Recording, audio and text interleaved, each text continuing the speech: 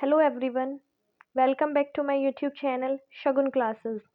आज हम सीडीपी का एक मोस्ट इम्पोर्टेंट टॉपिक डिस्कस करेंगे जो है बाल विकास की अवस्थाएं, that is stages of child development.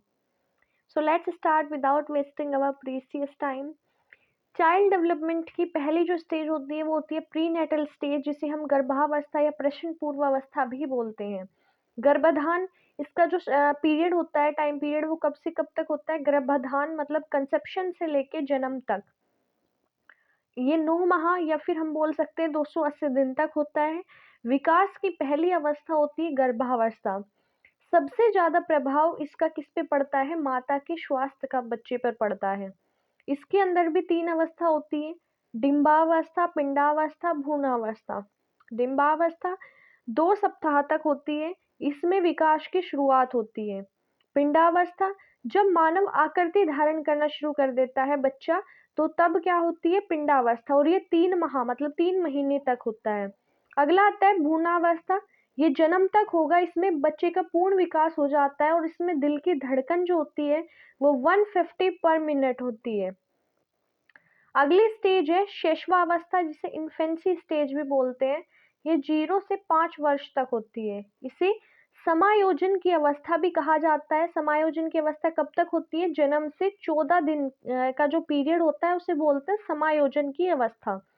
इस अवस्था में शिशु पूर्ण रूप से माता पिता पर निर्भर है और उसका व्यवहार मूल प्रवृत्तियों पर आधारित होता है, जो इंस्टिंक्टिव बिहेवियर होता है उसका, उस पर जैसा है वैसा ही व्यवहार करता है।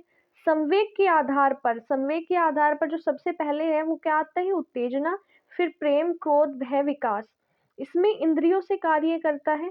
सबसे तीव्र गति से विकास होने वाली अवस्था कौन सी होती है? शैशवावस्था। इस अवस्था में जिज्ञासा मतलब जो क्यूरियोसिटी होती है किसी भी चीज को करने के लिए, वो ज्यादा होती है। बच्चा हर चीज को जानने की कोशिश करता है।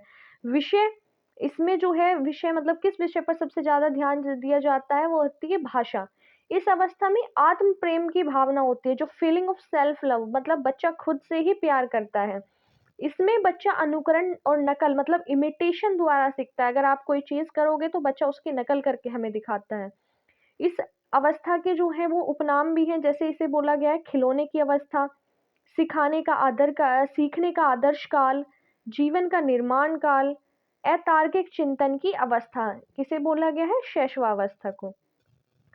फ्रायड ने बोला था शुरुआत की 4 से 5 साल जीवन की आधारशिला होती है। जो 4 से 5 साल होती है शुरू की, वो जीवन की आधारशिला होती है।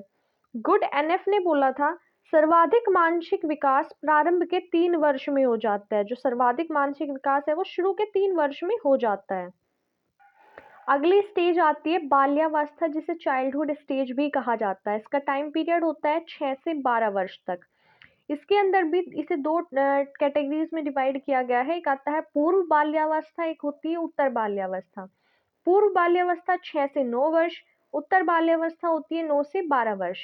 इसे पूर्व बाल्यावस्था को विद्यालय की प्रारंभिक अवस्था भी कहा जाता है। ये खेलने की आयु होती है, जिज्ञासा में प्रबलता आती है, रचनात्मक कार्यों में इसमें प्रबलता आती है। फ्रायड जो थी उन्होंने बताया था इस उम्र में जो है नार्सिसिज्म की भावना आती है। जो पापा और पुत्री होती है उनके बीच में इलेक्ट्रा ग्रंथि और मम्मी और पुत्र के बीच में ओडियस ग्रंथि। गंदी अवस्था भी बोला जाता है, स्फूर्ति की अवस्था या फिर स्मार्ट एज हम इसको बोलते हैं। विकास स्थिर होता है मतलब मजबूती का काल होता है। अधिगम में तीव्रता आती है, यौन संबंधी विकास होता है। उत्तर बाल्यावस्था में क्या होता है? सामाजिक गुणों का विकास होता है, मूर्त चिंतन, यथार्थवादी दृष्टिकोण मतलब सत्य और असत्य के बीच में वो डिफरेंस करना शुरू कर देता है। और बोला जाता है कि इस अवस्था में बच्चा जो होता है वो वास्तविक जगत में प्रवेश करता है। इस अवस्था को छद्म परिपक्वता का काल किसने कहा था? रोस ने कहा था। प्रतिद्वंदात्मक समाजीकरण का काल किसने बोला था? किल पैट्रिक ने बोला था। जीवन का अनोखा काल काल और ब्रश ने बोला था। शायद ही कोई ऐसा खेल हो जिसको 10 वर्ष के बच्चे ने ना खेला हो, इसके लिए ये भी बोला जाता है।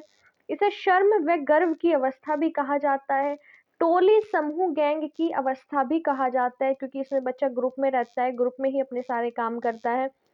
इस अवस्था में संग्रहण स्टोरेज की प्रवृत्ति विकसित होने लगती है। बच्चा स्टोरेज करना शुरू कर देता है कुछ चीजों को।